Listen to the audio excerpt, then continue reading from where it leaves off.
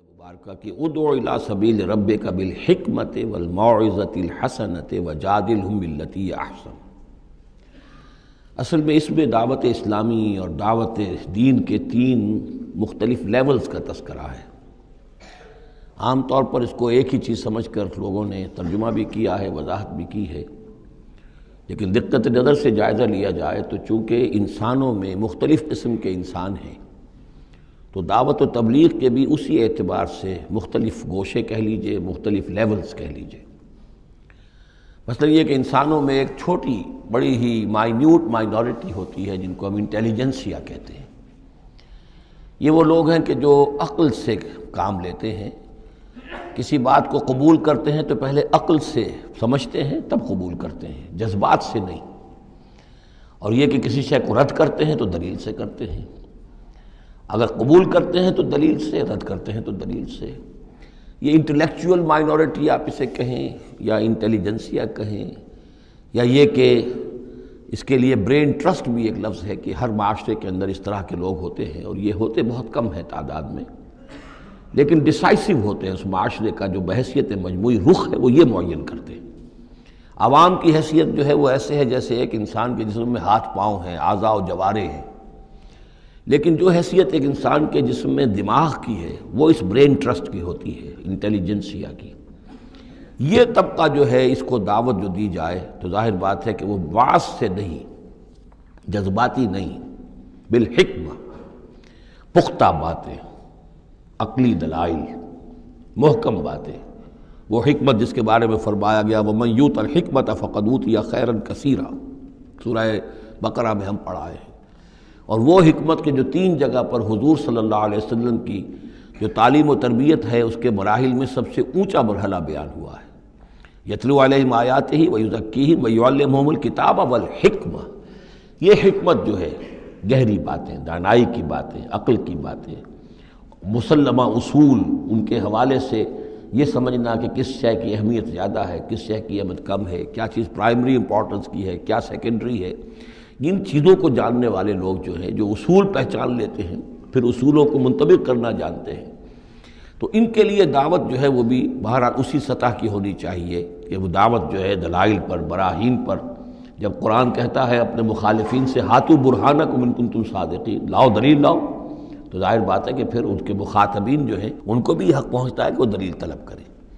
اب اس کے لیے ظاہر بات ہے کہ وہی شخص یہ کام کر سکتا ہے جو خود اپنی ذہنی سطح کے اعتبار سے کافی بلند ہو چکا ہو، جس کا اپنا شعور بہت پختہ ہو چکا ہو۔ جب تک کہ وہ خود حکیم نہ ہو تو حکمت کے ساتھ دعوت کیسے دے گا؟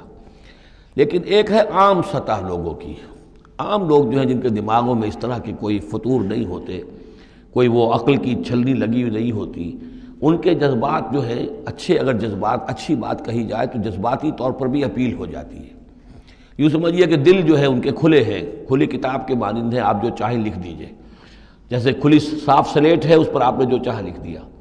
ایسے لوگوں کے لیے یہ ہے کہ موعظۃ الحسنہ، ایک بات جو ہے اچھی بات ہو، خلوص سے ساتھ کہی جائے، وہ شخص یہ محسوس کرے کہ جو بات یہ کہہ رہا ہے مجھ پر دھونس نہیں جمانا چاہتا، اپنے علم کا روب نہیں ڈالنا چاہتا، بلکہ یہ در حقیقت میری خیر خواہی کی وجہ سے، مجھ سے نفرت نہیں کرتا، میری تحقیر نہیں کر رہا ہے، جو یہ مجھ سے کہہ رہا ہے وہ خلوص سے کہہ رہا ہے۔ از دل خیزت بر دل ریزت، دل سے بات نکلے گی اور دل پہ جا اترے گی۔ یہ ہے موعظہ حسنہ۔ عوام الناس کے لیے دعوت جو ہے وہ اس لیول کے اوپر ہوتی ہے، وہ زیادہ عقلی اور منطقی اور بحثیں اور ان کے سامنے فلسفے کی جو ہے وہ کتابیں کھول کر آدمی بیٹھ جائے تو یہ گویا کہ ان پر ظلم ہے، یہ ان کے لیے تکلیف مالا یطاق ہے۔ تو سب سے اوپر کا لیول ہے ادعو الی سبیل ربک بالحکمہ، پھر ہے والموعظۃ الحسنہ عوام کے لیے۔ نمبر 3 وہ ہوتے ہیں کچھ لوگ معاشرے کے اندر کہ جو لوگوں کو گمراہ کرنے پر تلے ہوتے ہیں۔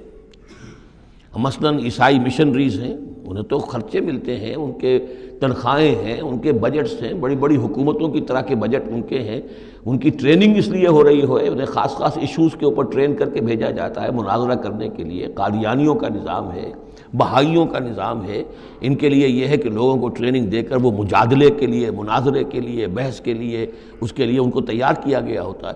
یہ بات مان کر دینے والے نہیں ہوتے۔ آپ خلوص کے ساتھ ان سے بات کریں گے تو وہ در حقیقت وہ تو یوں سمجھیے کہ ادھار کھائے بیٹھے ہوتے ہیں اس پر کہ انہوں نے بات نہیں ماننی، بلکہ یہ کہ لوگوں کو گمراہ کرنا۔ ان کے ساتھ جدال کرنا پڑتا ہے، جو جھگڑنا بھی پڑتا ہے، بحث بھی کرنی پڑے گی۔